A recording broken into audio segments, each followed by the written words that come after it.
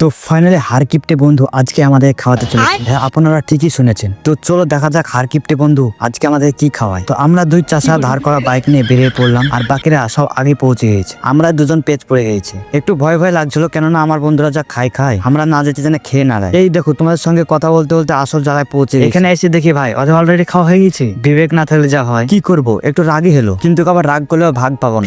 খেতে গেলে এসব একটু সহ্য করতে হবে ভাই। তারপর আমার বন্ধু এটা বললো,